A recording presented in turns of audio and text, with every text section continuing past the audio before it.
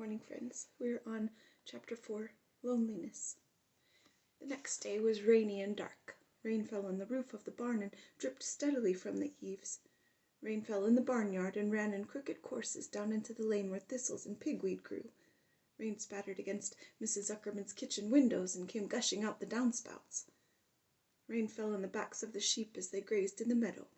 When the sheep tired of standing in the rain, they walked slowly up the lane and into the fold. Rain upset Wilbur's plans. Wilbur had planned to go out this day and dig a new hole in his yard. He had other plans, too. His plans for the day went something like this. Breakfast at 6:30, skim milk, crusts, middlings, bits of donuts, wheat cakes with drops of maple syrup sticking to them, potato skins, leftover custard, pudding with raisins, and bits of shredded wheat. Breakfast would be finished at 7. From 7 to 8, Wilbur planned to have a talk with Templeton, the rat that lived under his trough. Talking with Templeton was not the most interesting occupation in the world, but it was better than nothing. From 8 to 9, Wilbur planned to take a nap outdoors in the sun. From 9 to 11, he planned to dig a hole, or trench, and possibly find something good to eat buried in the dirt. From 11 to 12, he planned to stand still and watch flies on the boards, watch bees in the clover, and watch swallows in the air. 12 o'clock, lunchtime. Middlings, warm water, apple parings, meat gravy, carrot scrapings, meat scraps, stale hominy, and the wrapper of a package of cheese. Lunch would be over at 1. From 1 to 2, Wilbur planned to sleep. From 2 to 3, he planned to scratch itchy places by rubbing against the fence. From 3 to 4, he planned to stand perfectly still and think of what it was like to be alive, and to wait for Fern. At 4 would come supper. Skim milk, provender, leftover sandwich from Lurvy's lunchbox, prune skins, a morsel of this, a bit of that, fried potatoes, marmalade drippings, a little more of this, a little more of that, a piece of baked apple, a scrap of upside-down cake. Wilbur had gone to sleep thinking about these plans. He woke at 6 and saw the rain, and it seemed as though he couldn't bear it. "I get everything all beautifully planned out, and it has to go and rain," he said. For a while he stood gloomily indoors. Then he walked to the door and looked out. Drops of rain struck his face. His yard was cold and wet. His trough had an inch of rainwater in it. Templeton was nowhere to be seen. "Are you out there, Templeton?" called Wilbur. There was no answer. Suddenly Wilbur felt lonely and friendless. "One day just like another," he groaned. "I'm very young. I have no real friend here in the barn. It's going to rain all morning and all afternoon, and Fern won't come in such bad weather. Oh, honestly," said Wilbur, and was crying again for the second time in 2 days. At 6:30, Wilbur heard the banging of a pail. Lurvy was standing outside in the rain, stirring up breakfast. "Come on, pig," said Lurvy. Wilbur did not budge. Lurvy dumped the slops, scraped the pail, and walked away. He noticed that something was wrong with the pig. Wilbur didn't want food. He wanted love. He wanted a friend, someone who would play with him. He mentioned this to the goose, who was sitting quietly in a corner of the sheepfold. "Will you come over and play with me?" he asked. "Sorry, sonny, sorry," said the goose. "I'm sitting on my eggs. 8 of them. Got to keep them toasty warm. I have to stay right here. I'm no flibberty-ibberty-gibbet. I do not play when there are eggs to hatch. I'm expecting goslings." "Well, I didn't think you were expecting woodpeckers," said Wilbur bitterly. Wilbur next tried one of the lambs. "Will you please play with me?" he asked. "Certainly not," said the lamb. "In the first place, I cannot get into your pen, and I'm not old enough to jump over the fence. In the second place, I am not interested in pigs. Pigs mean less than nothing to me." "What do you mean, less than nothing?" replied Wilbur. "I don't think there is any such thing as less than nothing. Nothing is absolutely the limit of nothingness. It's the lowest you can go. It's the end of the line. How can something be less than nothing? If there were something that was less than nothing, then nothing would not be nothing. It would be something, even though it's just a very little bit of something. But if nothing is nothing, then nothing has nothing that is less than it is." "Oh, be quiet," said the lamb. "Go play by yourself. I don't play with pigs." Sadly, Wilbur lay down and listened to the rain. Soon he saw the rat coming down a slanting board that he used as a stairway. "Will you play with me, Templeton?" asked Wilbur. "Play?" said Templeton, twirling his whiskers. "Play? I hardly know the meaning of the word." "Well," said Wilbur, "it means to have fun, to frolic, to run and skip and make merry." "I never do those things if I can avoid them," replied the rat sourly. "I prefer to spend my time eating, gnawing, spying, and hiding. I am a glutton,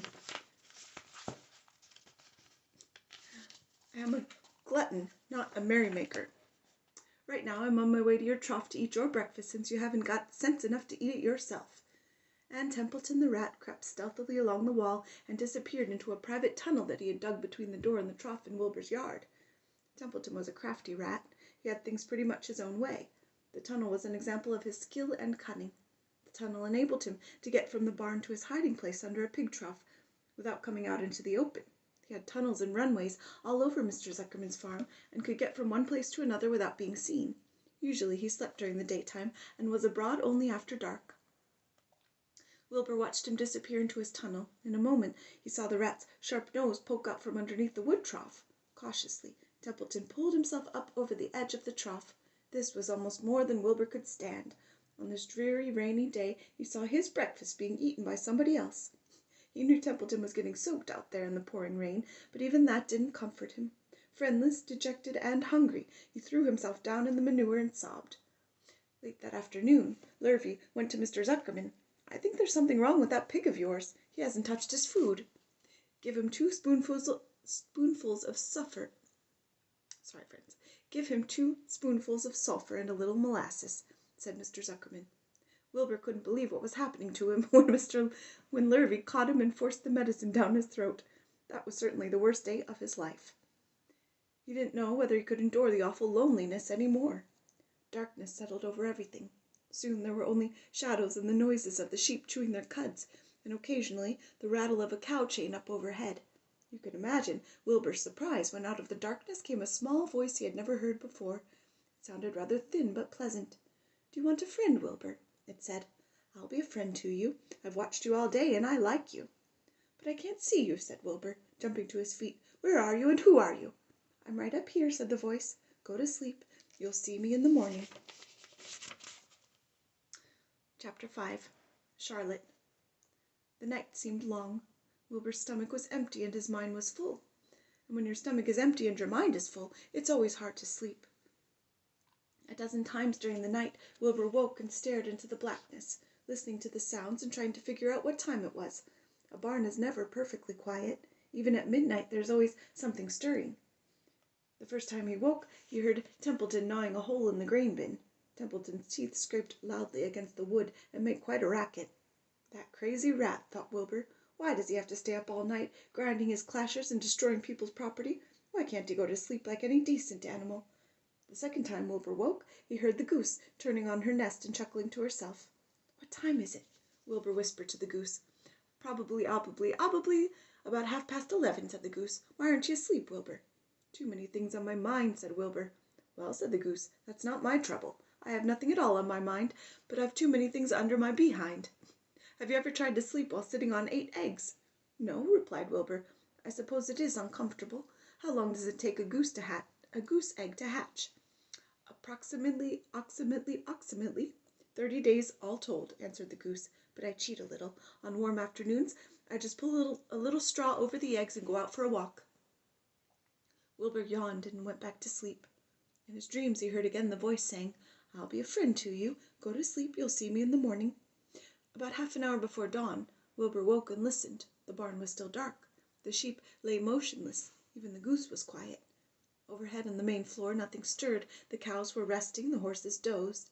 Templeton had quit work and gone off somewhere on an errand.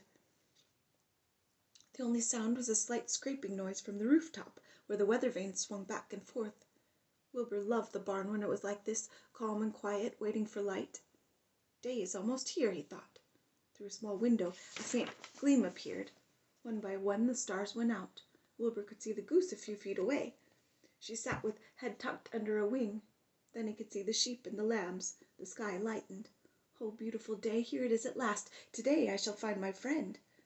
Wilbur looked everywhere. He searched his pen thoroughly. He examined the window ledge, stared up at the ceiling, but he saw nothing new. Finally he decided he would have to speak up.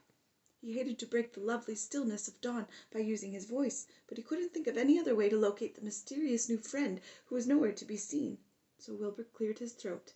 "Attention, please," he said in a loud, firm voice. "Will the party who addressed me at bedtime last night kindly make himself or herself known by giving an appropriate sign or signal?" Wilbur paused and listened. All the other animals lifted their heads and stared at him. Wilbur blushed, but he was determined to get in touch with his unknown friend. "Attention, please," he said. "I will repeat the message. Will the party who addressed me at bedtime last night Kindly speak up. Please tell me where you are if you are my friend." The sheep looked at each other in disgust. "Stop your nonsense, Wilbur," said the oldest sheep. "If you have a new friend here, you are probably disturbing his rest, and the quickest way to spoil a friendship is to wake somebody up in the morning before he is ready. How can you be sure your friend is an early riser?" "I beg everyone's pardon," whispered Wilbur. "I didn't mean to be objectionable." He lay down meekly in the manure, facing the door. He did not know it, but his friend was very near, and the old sheep was right. The friend was still asleep. Soon Lurvy appeared with slops for breakfast. Wilbur rushed out, ate everything in a hurry, and licked the trough. The sheep moved off down the lane, and the gander wandered behind them, pulling grass. And then, just as Wilbur was settling down for his morning nap, he heard again the thin voice that had addressed him the night before. "Salutations," said the voice. Wilbur jumped up to his feet. "What?" he cried. "Salutations," repeated the voice. "What are they, and where are you?" screamed Wilbur. "Please, please tell me where you are, and what are salutations?" "Salutations are greetings," said the voice. "When I say salutations, it's just my fancy way of saying hello or good morning. Actually, it's a silly expression, and I'm surprised that I used it at all. As for my whereabouts, that's easy. Look up in the corner of the doorway. Here I am. Look, I'm waving." At last Wilbur saw the creature that had spoken to him in such a kindly way. Stretched across the upper part of the doorway was a big spider web, and hanging from the top of the web, head down, was a large gray spider. She was about the size of a gumdrop. She had 8 legs, and she was waving one of them at Wilbur in a friendly greeting. "See me now?" she asked. "Oh, yes, indeed," said Wilbur. "Yes, indeed. How are you? Good morning. Salutations. Very pleased to meet you. What is your name, please? May I have your name?" "My name," said the spider, "is Charlotte." "Charlotte what?" asked Wilbur eagerly. "Charlotte A. Cavatica. Just call me Charlotte." "I think you're beautiful," said Wilbur. "Well, I am pretty," replied Charlotte. "There's no denying that. Almost all spiders are rather nice looking. I'm not as flashy as some, but I'll do. I wish I could see you, Wilbur, as clearly as you can see me." "Why can't you?" asked the pig. "I'm right here." "Yes, but I'm nearsighted," replied Charlotte. "I've always been dreadfully nearsighted. It's good in some ways, but not so good in others. Watch me wrap up this fly." A fly that had been crawling along Wilbur's trough had flown up and blundered into the lower part of Charlotte's web, and was tangled in the sticky threads. The fly was beating its wings furiously, trying to break loose and free itself. "First," said Charlotte, "I dive at him." She plunged head first toward the fly. As she dropped, a tiny silken thread unwound from her rear end. "Next I wrap him up." She grabbed the fly, threw a few jets of silk around it, and rolled it over and over, wrapped it so that it couldn't move. Wilbur watched in horror. He could hardly believe what he was seeing, and although he detested flies, he was sorry for this one. "There," said Charlotte, "now I knock him out so he'll be more comfortable." She bit the fly. "He can't feel a thing now," she remarked. "He'll make a perfect breakfast for me." "You mean you eat flies?" gasped Wilbur. "Certainly. Flies, bugs, grasshoppers, choice beetles, moths, butterflies, tasty cockroaches, gnats, midges, daddy-long-legs, centipedes, mosquitoes, crickets, anything that is careless enough to get caught in my web. I have to live, don't I?" "Why, yes, of course," said Wilbur. "Do they taste good?" "Delicious." "Of course, I don't really eat them. I drink them. I drink their blood." "I love blood," said Charlotte, and her pleasant, thin voice grew even thinner and more pleasant. "Don't say that," groaned Wilbur. "Please don't say things like that." "Why not? It's true, and I have to say what is true. I'm not entirely happy about my diet of flies and bugs, but it's the way I'm made. A spider has to pick up a living somehow or other, and I happen to be a trapper. I just naturally build a web and trap flies and other insects. My mother was a trapper before me, her mother a trapper before her. All our family have been trappers. Way back for thousands and thousands of years, we spiders have been laying for flies and bugs." "It's a miserable inheritance," said Wilbur gloomily. He was sad because his new friend was so bloodthirsty. "Yes, it is," agreed Charlotte, "but I can't help it. I don't know how the first spider in the early days of the world happened to think of this fancy idea of spinning a web, but she did, and it was clever of her, too. And since then, all of us spiders have had to work the same trick. It's not a bad pitch on the whole." "It's cruel," replied Wilbur, who did not intend to be argued out of his position. "Well, you can't talk," said Charlotte. "You have your meals brought to you in a pail. Nobody feeds me. I have to get my own living. I live by my wits. I have to be sharp and clever, lest I go hungry. I have to think things out, catch what I can, take what comes. And it just so happens, my friend, that what comes is flies and insects and bugs. And furthermore," said Charlotte, shaking one of her legs, "do you realize that if I didn't catch bugs and eat them, Bugs would increase and multiply and get so numerous that they'd destroy the earth, wipe out everything. Really, said Wilbur, I wouldn't want that to happen. Perhaps your web is a good thing after all. The goose had been listening to this conversation and chuckling to herself. There are a lot of things Wilbur doesn't know about life, she thought. He's really a very innocent little pig. He doesn't even know what's going to happen to him around Christmas time. He has no idea that Mr. Zuckerman and Lurvy are plotting to kill him. And the goose raised herself a bit and poked her eggs a little further under her, so that they would receive the full heat of her warm body and soft feathers. Charlotte stood quietly over the fly, preparing to eat it. Wilbur lay down and closed his eyes. He was tired from his wakeful night and from the excitement of meeting someone for the first time. A breeze brought him the smell of clover, the sweet-smelling world beyond his fence. Well, he thought, I've got a new friend all right, but what a gamble friendship is. Charlotte is fierce, brutal, scheming, bloodthirsty, everything I don't like. How can I learn to like her, even though she is pretty and, of course, clever? Wilbur was merely suffering the doubts and fears that often go with finding a new friend. In good time he was to discover that he was mistaken about Charlotte. Underneath her rather bold and cruel exterior, she had a kind heart, and she was to prove loyal and true to the very end. Have a good day, friends.